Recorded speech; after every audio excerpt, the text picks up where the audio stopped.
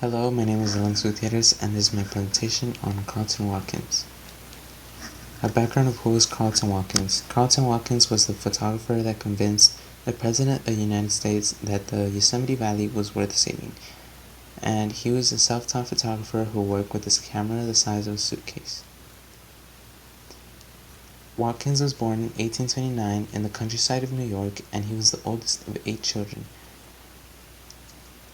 Like thousands of others, he moved towards California in the 1849 Chase Gold Rush.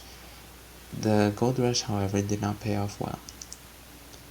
He then became an assistant in San Francisco in a studio where he picked up the basics of photography almost by accident, and by 1858 he opened his own photography business.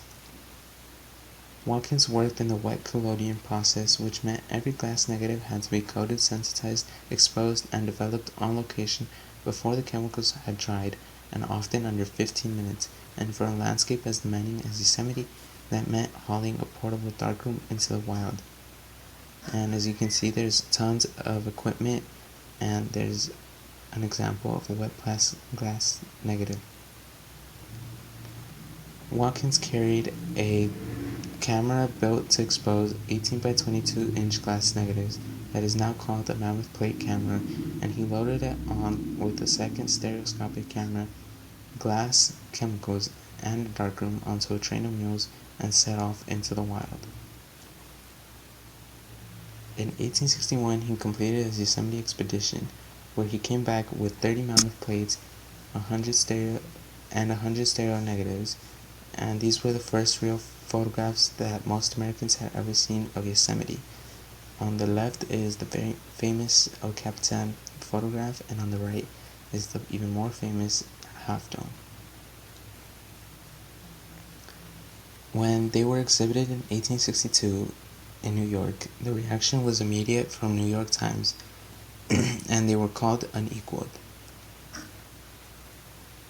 Here shows the exhibit and the gallery where his photographs were showed, and how people would sit down and analyze them. And on the right is another one of his famous pictures. His photographs were very much liked that they ended up reaching Congress. A senator who owned a set of Watkins prints is believed to have shown them to President Lincoln, and his name was John Conness. In June 30 of 1864, President Lincoln signed the Yosemite Grant Act, setting the valley aside for public use, resort, and recreation inalienable for all time, which set the seed for the entire national park system. After Yosemite, Watkins kept working for decades. He photographed the Columbia River Gorge, Mount Shasta, San Francisco, and many mining sites across the West.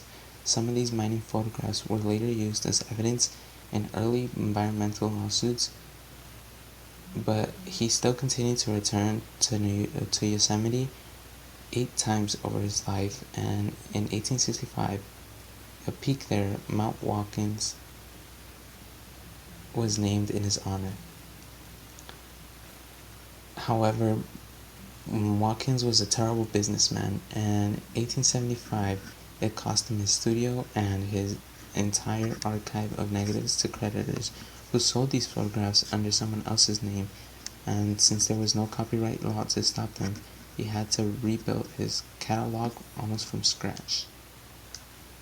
In 1906, he ended up in the earthquake and fire, which destroyed nearly everything he had, and his eyesight was falling, so he spent his final years in the Napa State Hospital, and he died there in 1916, largely forgotten by many. His legacy today continues, and he is recognized as one of the most important photographers of America ever produced. Ansel Adams himself pointed to Watkins as a founder of the tradition he worked in.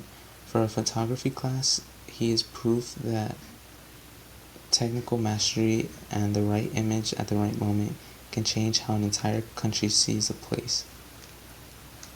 And these are my sources. Thank you for your time.